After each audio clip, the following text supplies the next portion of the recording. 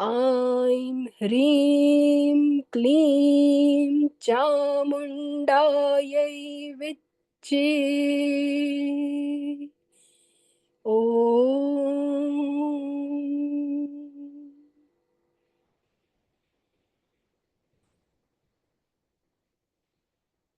इस बीज मंत्र के पूरी शक्ति को भीतर अनुभव करें।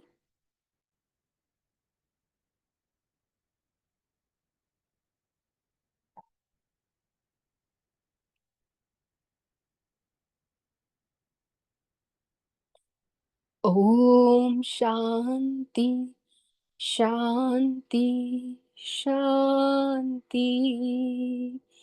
ओम तत्सत ओम तत्सत ओम तत्सत। बोलिए स्वामी जी महाराज की जय। ओम। श्री स्कंद माता की जय। कथा प्रारंभ करते हैं।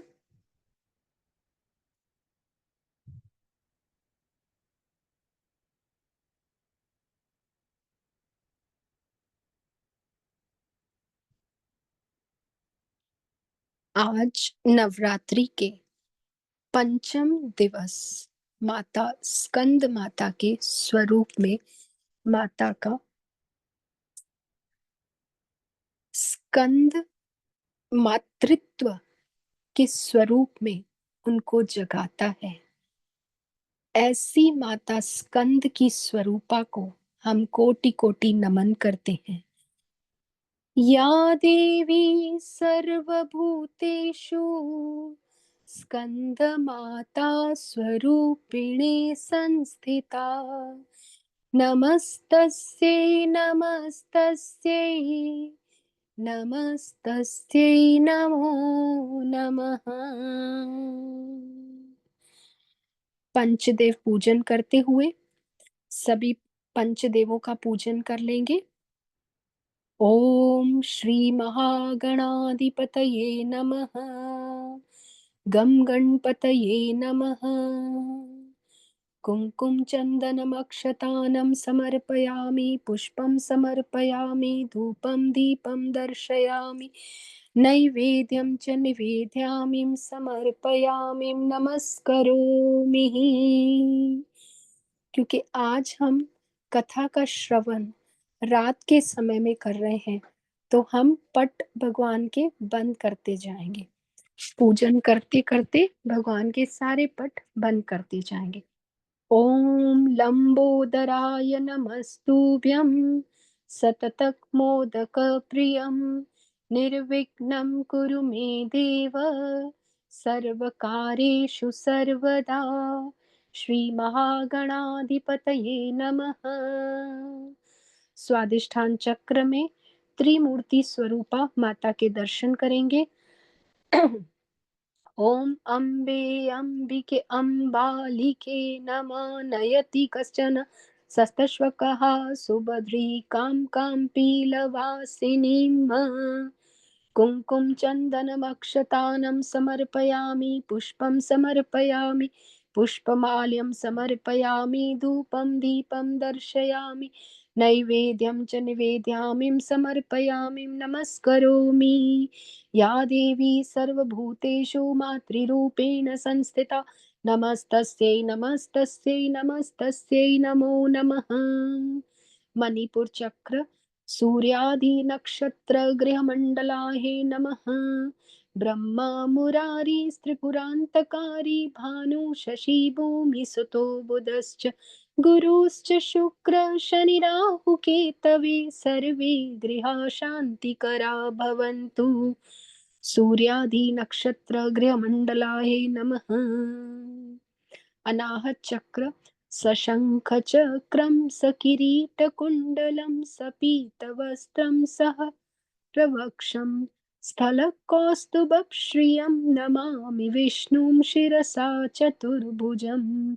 ओम श्री नारायणाय नमः। वासुदेवाय नमः। अनिरुद्धाय नमः। प्रद्युम्नाय नमः। संकर्षणाय नमः। चन्दनानुलेपं समर्पयामि, तुलसीमञ्ज्रीं समर्पयामि, पुष्पं समर्पयामि, पुष्पमाल्यं समर्पयामि। ॐ बद्रीनाथाय नमः, जगन्नाथाय नमः, द्वारिकाधीशाय नमः, ॐ रामेश्वराय नमः। विशुद्ध चक्र ध्याये नित्यं महेशं रजतगिरिनिभं चारुचन्द्रावतंसं रत्नाकल्पोज्ज्वलाङ्गं परशुमृगवराभीतिहस्तं प्रसन्नं पद्मासीनं समन्तास्तुतमरगणैः व्याघ्रकृतिं वसानं विश्वाद्वं विश्ववन्दिहं निखिलभयहरं पञ्चवक्त्रं त्रिनेतरम् ॐ शिवाय नमः। चन्दनानुलेपं समर्पयामि, वसं समर्पयामि, बेलपत्रं समर्पयामि, पुष्पमाल्यं समर्पयामि, बेलफलं समर्पयामि, दत्तुराफलं समर्पयामि, नैवेद्यं च निवेदयामि समर्पयामि। ॐ आरारिक्तिक्यं समर्पयामि, नमस्करोमि। आज्ञाचक्र या देवी सर्वभूतेषु शक्तिरूपेण संस्थितां नमस्तस्यै नमस्तस्यै नमस्तस्यै नमो नमः। सहस्रार्चक्र ओंकारबिन्दुसंयुक्तं नित्यं ध्यायन्ति योगिनः कामदं मोक्षदं चैव ओंकाराय नमो नमः। ॐ सकलदेवाय नमः, निष्कलदेवाय नमः, सगुणस्वरूपदेवाय नमः, निर्गुणपरब्रह्म परमात्मने नमः। कलश पूजन प्रारंभ करते हैं। कलश के नीचे जौ जो बीजे हुए हैं उनका भी दर्शन करते हुए कलश का पूजन। ॐ स्वस्ति तिलकं समर्पयामि, कुङ्कुम चन्दनम् अक्षतानं समर्पयामि, पुष्पं समर्पयामि, पुष्पमाल्यं समर्पयामि, धूपं दीपं दर्शयामि, नैवेद्यं च निवेदयामि समर्पयामि, नमस्करोमि। या देवी सर्वभूतेषु मातृरूपेण संस्थितां नमस्तस्यै नमस्तस्यै नमस्तस्यै नमो नमः। दूसरी तरफ राम भगवान का नवायन रामायण चल रहा है, वहां पर भी सारे रामायण के पात्रों को भी नमन करते हुए ओम तुलसीदासाय नमः, श्री वाल्मीकाय नमः, गौरी पतये नमः, सपत्नीक लक्ष्मणाय नमः, सपत्नीक भरताय नमः, सपत्नीक शत्रुघ्नाय नमः, हनुमन्ताय नमः, ओम सीतारामाभ्यां नमः। राम रामेति रमे रामे मनोरमे सहस्रनाम ततुल्यं राम नाम वरानने मंगल भवनीय मंगल हारी द्रवहु सुदशरथ अजिल विहारी सिया राम जय राम जय जय राम सिया राम जय राम जय जय राम सिया राम जय राम जय जय राम सिया राम जय जय राम मंगल भवनीय मंगल हारी द्रवहु सुदशरथ अजिल विहारी श्री राम जय जय राम। राम भगवान को नमन करते हुए वापस अपने कलश के सम्मुख आ जाएं। सभी देवी देवता सारे इंद्रियों में से सबका आवाहन करके कलश में सभी है ही, सब लोग अपने आसन ग्रहण करके आज स्कंद माता की कथा का श्रवण करते हैं। 4 नवरात्रियों में हमने माता की यात्रा की जो वृद्धि है उसका श्रवण किया।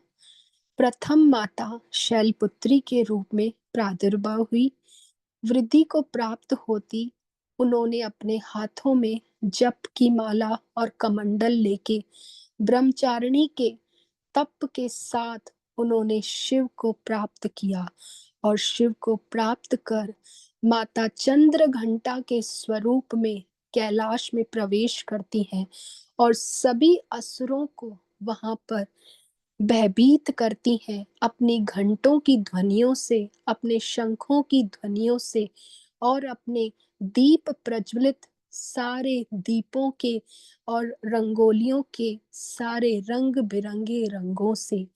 और पूरे घर को जब वो बुहारती हैं तो इस तरह से सारा घर इन सब आसुरी शक्तियों से परे होता है।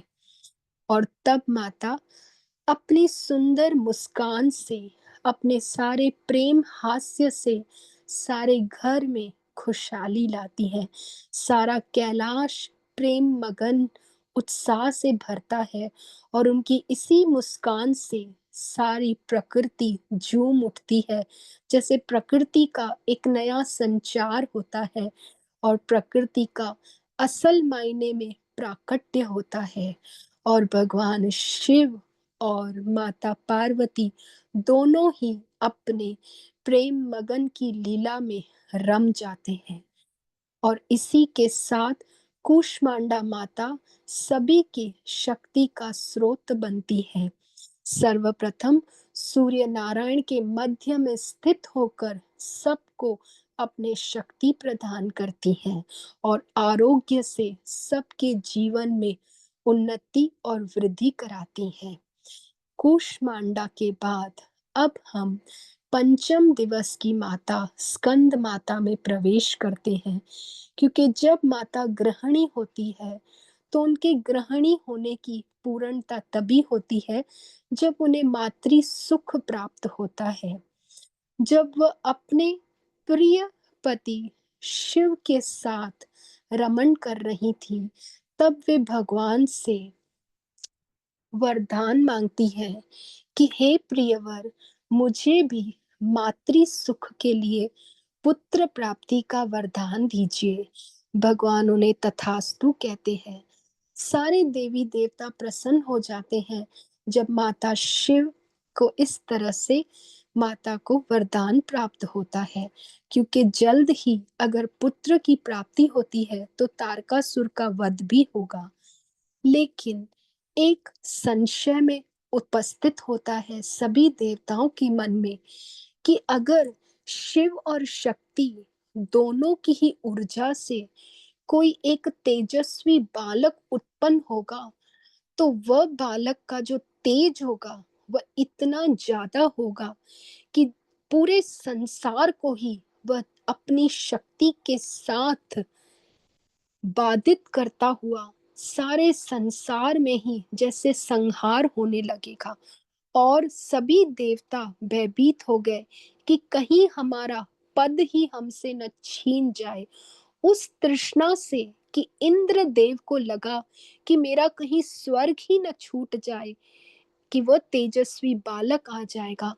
इसी संशय में पड़कर वे प्रभु शिव के पास जाते हैं और उनसे अनुरोध करते हैं कि हे प्रभु, जो भी बालक उत्पन्न हो वह मात्र आपके ही ऊर्जा से हो, उसमें माता शक्ति का कोई भी अंग या स्पर्श ना हो। भगवान शिव विचार करते हैं कि उन्होंने माता को भी वरदान दिया है मातृ सुख का। तब इस दुविधा में पड़ते हुए भी भगवान शिव भोले बाले देवी देवताओं को कहते हैं तथास्तु। देवता प्रसन्न हो जाते हैं। लेकिन ब्रह्मा और विष्णु विचार करते हैं कि ब्रह्मदेव सोचते हैं कि कैसे भगवान ने दोनों को ही वरदान दिया है। तब उस पर ब्रह्मदेव को नारायण भगवान कथा श्रवण कराते हैं। पौराणिक कथा आती है कि एक बार भगवान शिव और माता पार्वती दोनों वन में विहार कर रहे थे। विहार करते हुए उन्होंने नमः शिवाय की ध्वनि सुनी। तब माता पार्वती भगवान शिव से कहती है कि कौन भक्त आपकी जप कर रहा है।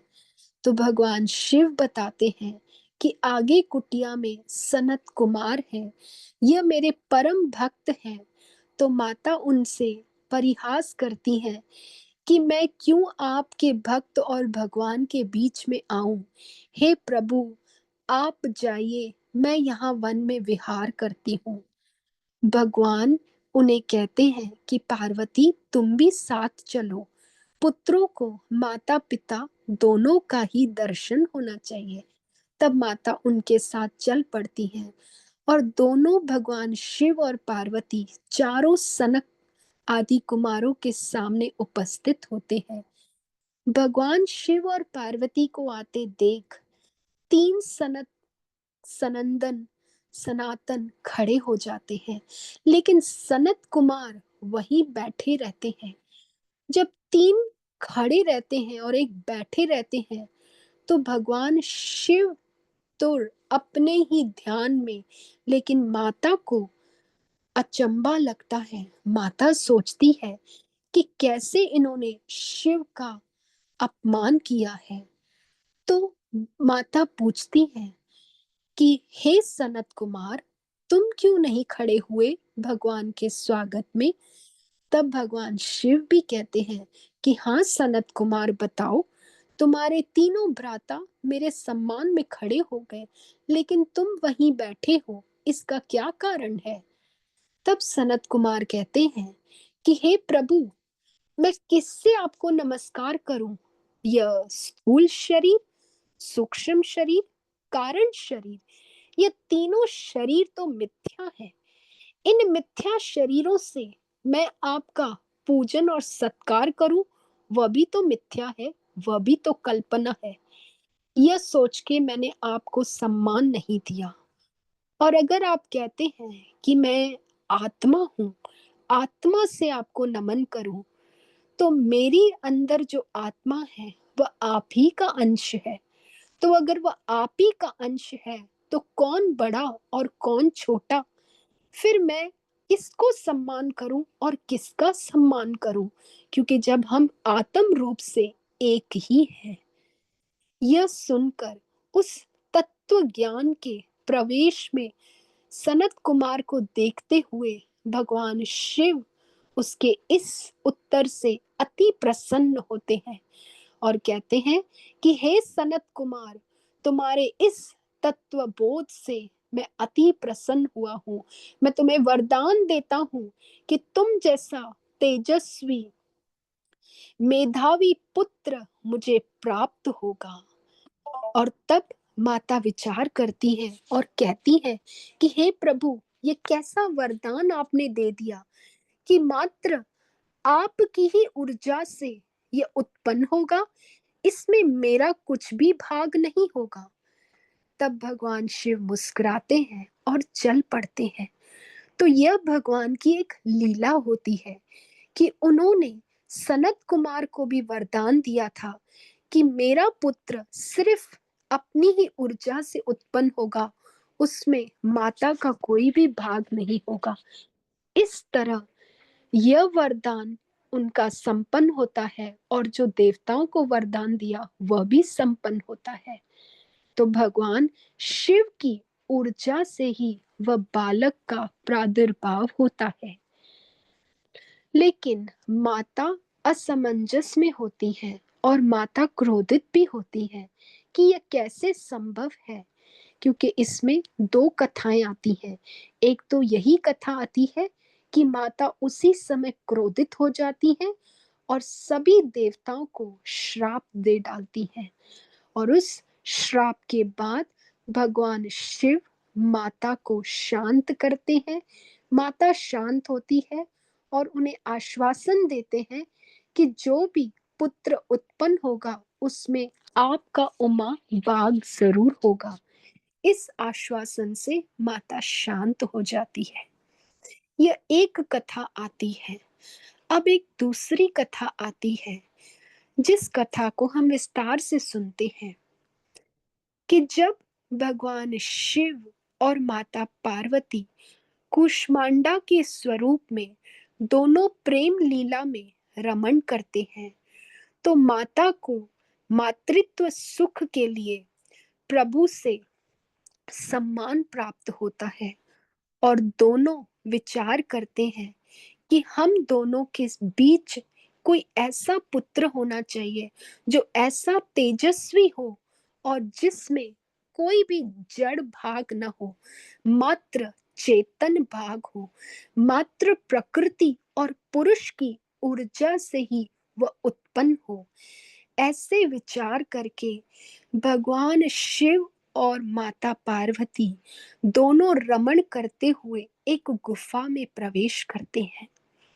गुफा में जाकर दोनों एक एक शिलाओं पर बैठ जाते हैं। माता और भगवान शिव एक दूसरे के नेत्रों में देखते हैं। नेत्रों में देखते देखते दोनों की ऊर्जाएं मिलती हैं, दोनों का सम्मोहन होता है, और तब दोनों नेत्र अपने बंद कर देते हैं।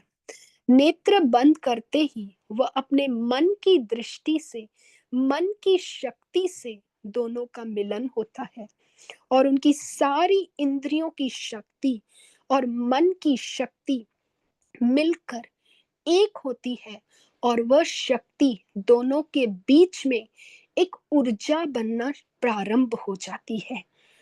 वह दोनों भीतर ही भीतर एक दूसरे के साथ रमण करते हैं।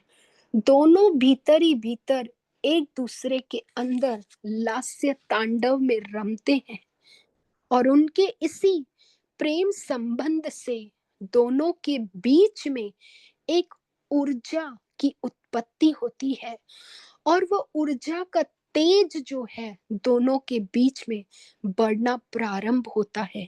लेकिन वह मात्र चेतन स्वरूप होता है, उसमें कोई जड़ भाग नहीं होता है।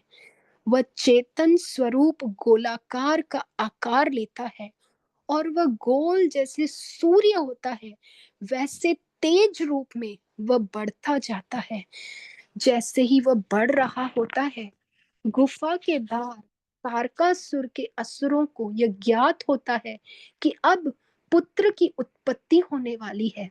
तो तारकासुर अपने असुरों को भेजता है इसमें विघ्न डालने के लिए। देवताओं को इनकी खबर पहुंचती है। देवता सब बाहर आ जाते हैं सुरक्षा प्रदान करने के लिए, लेकिन देखते हैं कि तारकासुर के असुर प्रवेश करने ही वाले हैं कि इंद्रदेव अग्नि को आदेश देते हैं कि हे अग्निदेव, जाओ और उस ऊर्जा रूपी बालक को लेके आओ।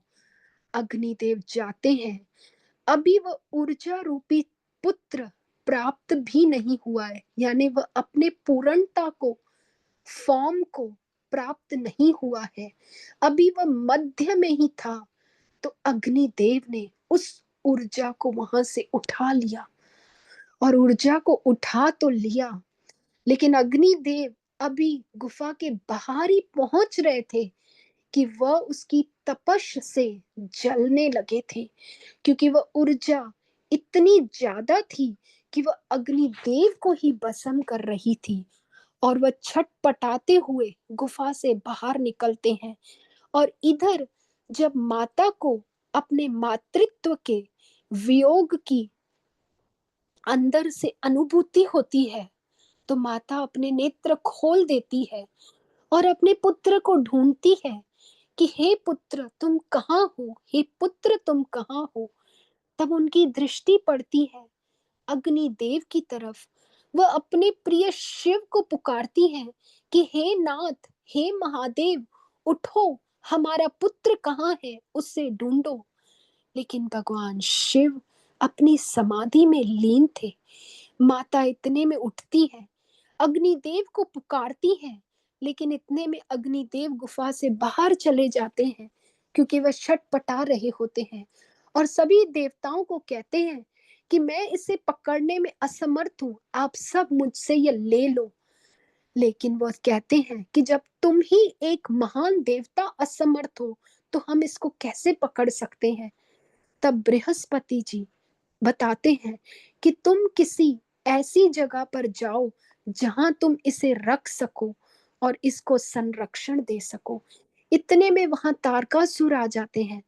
तारकासुर को देखते ही अग्निदेव वहां से अंतर्धान हो जाते हैं और उस ऊर्जा को ले आगे जाके माता गंगा को समर्पित करते हैं और माता गंगा से निवेदन करते हैं कि इस बालक जो कि शिव और शक्ति की ऊर्जा से उत्पन्न है, इसको संरक्षण प्रदान करो। मैं इसे पकड़ने में असमर्थ हूँ। माता गंगा उसे अपने भीतर ले जाती है, लेकिन माता गंगा की तपश इतनी बढ़ जाती है कि वह भी अपने भीतर नहीं संभाल पाती है। किसी कथा में भूदेवी का भी नाम आता है कि भूदेवी ने भी उसे पकड़ने की कोशिश की, लेकिन वह भी उसकी तपश को नहीं संभाल पाई। कोई कहते हैं वायुदेव ने भी पकड़ा। इस तरह सारे देवता जब असमर्थ हो गए, तब भगवान शिव की वहां से नेत्र खुलते हैं और भगवान शिव भीतर ही भीतर उस बालक को माता गंगा के भीतर प्रेरणा देते हैं कि उसे सरकंडों के बीच में डाल दिया जाए, क्योंकि सरकंड जो है वह माता पार्वती का ही स्वरूप माने जाते हैं। तो माता पार्वती को जो वरदान दिया था कि उनका भी इसमें अंश होगा, उस वरदान की पूर्ति के लिए उस तेज स्वरूप को सरकंडों के बीच में डाला जाता है और वह सरकंडों से उन्हें वह पार्वती माता के अंश रूप में वह प्रकृति उसे अपना मातृत्व देती है और तब वहां पर बालक की वृद्धि होती है और वह चेतन में से स्थूल भाग में परिणित होके बालक के स्वरूप में आ जाता है। इधर गुफा के बाहर जब माता अपने पुत्र को पुकारती हुई बाहर आती है, तो वह देखती है कि सारे देवता भयभीत होकर खड़े हैं और सभी देवता माता को बताते हैं कि असुरों से सुरक्षा प्रदान करने के लिए ही हमने इस बालक को यहाँ से उठाया। माता उन्हें कहती है कि हम दोनों जब शिव और शक्ति यहाँ विराजमान थे, तो हमारे पुत्र को इससे बड़ी रक्षा क्या हो सकती है? क्या हम अपने पुत्र को सुरक्षा नहीं दे सकते कि आप लोग इतने अधीर हो रहे थे और हमारे बालक को अभी जन्म लेने से पहले ही आपने उसके उस तेज स्वरूप को ग्रहण कर लिया? यह बहुत बड़ा अपमान है शिव और शक्ति का। इसका आप सबको बहुत बड़ा श्राप मिलेगा। इस तरह से मादा क्रोधित होकर वहीं पर शक्ति का रूप धारण करती है और सभी देवताओं को श्राप देती है कि जिस तरह से आप सब देवताओं ने मेरे मातृ सुख से मुझे वंचित किया है, आप सब देवताओं की पत्नियां भी इस मातृ सुख से वंचित हो जाएंगी। आप कभी भी अपनी पत्नियों से पुत्र को नहीं प्राप्त कर पाओगे। इसीलिए आगे चलकर ये सभी देवता, इंद्र, वायु, इन सभी देवताओं से पांडवों का जन्म होता है मात्र उनकी ऊर्जा से। उनकी ऊर्जा कुंती में धारण होती है और कुंती मात्रा आगे जाके वीर अर्जुन, पराक्रमी भीम और युधिष्ठिर को जन्म देती है। दूसरा, माता कहती है कि इसमें अग्नि देव का बहुत बड़ा हाथ है, तो अग्नि को भी वे श्राप देती है कि हे अग्नि देव, आप हमेशा ही अंधेरे के धूल में पड़े रहोगे। धुआं अंधेरा सब आपके ऊपर होगा और कभी आपको शुद्धि और अशुद्धि का ज्ञान नहीं होगा। आप सर्वभक्षी होगे, यानी अच्छी चीज और बुरी चीज का आपको समझ नहीं होगी, विवेक नहीं होगा और आप सभी चीजों का भक्षण करते रहोगे और वही गंदगी के रूप में काला धुआं आपके ऊपर सदा रहेगा और आपका स्वरूप ऐसा हो जाएगा कि जिसको आप स्पर्श करोगे वह जल के भस्म हो जाएगा। इस तरह से अग्निदेव को भी श्राप मिलता है। सभी देवता कंपित हो जाते हैं, माता की उस रौद्र रूप को देखकर त्राही त्राही करते हैं। गुफा से भगवान शिव बाहर आते हैं, माता के क्रोध को शांत करते हैं और माता को आश्वासन देते हैं कि हे प्रियवर, तुम अपना क्रोध शांत करो, हमारा बालक सुरक्षित हो गया है। सरकंडों के बीच में तुम्हारे अंश से ही उसे मातृत्व प्राप्त हुआ है और वह बालक के रूप में धारण हो गया है। अब तुम्हारे बालक की सुरक्षा मैं स्वयं करूंगा। इतने आश्वासन से माता शांत होती है और माता अपने पुत्र को प्राप्त करने के लिए ललायत होती है। और इधर सरकंडों के बीच में वह शिशु रूप से वहां पर रोदन करता है और उसके रोदन को सुनकर स्वर्ग से 6 सितारे के जैसे कृतिकाएं देखती हैं और वह सितारों के रूप में नीचे आती हैं। उनको सुंदर सुंदर सफेद वस्त्र के रूप में वह पूर्ण रूपवान है और वे 6 की 6 कृतिकाएं उस शिशु के इर्द गिर्द आ जाती हैं और वह शिशु को संरक्षण प्रदान करती है। कृतिकाएं उनको देखकर मोहित होती हैं और एक दूसरे को बताती हैं कि यह शिव और शक्ति का पुत्र है। उसे अपने गोद में लेती है। वह शिशु सबकी ओर निहारता है और इधर माता पार्वती अपने पुत्र को प्राप्त करने के लिए बार बार शिव से आग्रह करती है। शिव उन्हें बताते हैं कि कृतिकाओं को भी इनके मातृ सुख का आनंद लेने दो, क्योंकि ये सब भी तुम्हारे ही बालक हैं। इस तरह से कृतिकाएं उनको देखकर सोचती हैं कि ये एक बालक हमारा स्तनपान कैसे करेगा, हम इसे मातृ सुख कैसे दे सकती हैं। तो भगवान शिव उस बालक के 6 मुख परिणत करते हैं। इसलिए भगवान स्कंद कहलाते हैं, षडानंद कहलाते हैं। ऐसे षडानंद स्वरूप कुमार कार्तिकेय का जन्म होता है और अपने 6 मुखों के साथ वे 6 कृतिकाओं के स्तनों से दूध का पान करते हैं और वृद्धि को प्राप्त होते हैं। और इधर माता अपने पुत्र, पार्वती अपने पुत्र को देखती है और देखते देखते माता के मात्र देखने से ही वह धीरे धीरे वृद्धि को प्राप्त होते हैं। माता सरस्वती, ब्रह्मदेव, सभी देव कृतिकाएं मिलकर उसे सभी विद्याओं में पारंगत करते हैं। धनुर्विद्या, शस्त्र विद्या और उन सब से सुसंपन्न होकर वह एक महान योद्धा में परिणत होता है और सभी देवताओं का सेनापति कहलाता है। तो ऐसा सभी देवताओं के सेनापति भगवान कार्तिक की माता स्कंद स्वरूपा को हम कोटि कोटि नमन करते हैं। तो आज की कथा हमारी यहीं संपन्न होती है और अब माता स्कंद की हम पूजन प्रारंभ करते हैं। या देवी सर्वभूतेषु स्कन्दरूपेण संस्थिता, नमस्तस्यै नमस्तस्यै नमस्तस्यै नमो नमः। पादयो पादयं पूजयामि, हस्तो अर्घ्यं समर्पयामि, आचमन्यं जलं समर्पयामि। कुमकुम से माता का अभिषेक करें। कुमकुम चंदनम वरुण जल स्नान्यं समर्पयामि, दुग्ध स्नान्यं समर्पयामि, शुद्धोदक स्नान्यं समर्पयामि, पंचामृत स्नान्यं समर्पयामि, पंचामृत स्नानान्तेन शुद्ध गंगा जल स्नान्यं समर्पयामि।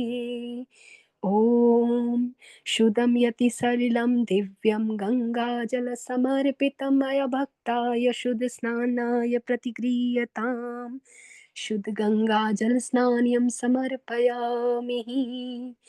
पूर्णता से स्कंद माता के स्वरूप को मार्जन करते हुए उनका श्रृंगार करें। कुंकुम चंदनम अक्षतानम समर्पयामि, पुष्पम समर्पयामि, पुष्पमाल्यम समर्पयामि। कार्तिक भगवान को भी पुष्पमाला पहनाएं जो माता की गोद में खेल रहे हैं। छड़ानन उनके मुख है और माता को भी पुष्पों की माला अर्पण करें। पुष्पमाल्यम समर्पयामि, धूपम दीपम दर्शयामि, नैवेद्यम च निवेद्यामि समर्पयामि। जैसे स्त्री गर्भवती होकर जब अपने पुत्र को प्राप्त करती है तो वह कितनी प्रसन्न होती है अपने मातृ सुख को लेकर, इस तरह से माता के चेहरे पर वह मुस्कान है और सभी देवी देवता उनके आगे भेंट लेकर आते हैं। जैसे हम किसी के घर जाते हैं, बेटों को लेकर जाते हैं कि जब किसके यहाँ पर पुत्र की प्राप्ति होती है तो उसे बधाइयां देने जाते हैं। इसी तरह सभी देवी देवता उनको आके नैवेद्य अर्पण करते हैं। नैवेद्यम च समर्पयामि, नमस्करोमि, मुखे आचमन्यम जलम समर्पयामि, ऋतुफलानि समर्पयामि। और माता के चेहरे पर हंसी है, माता मुस्कुराती है।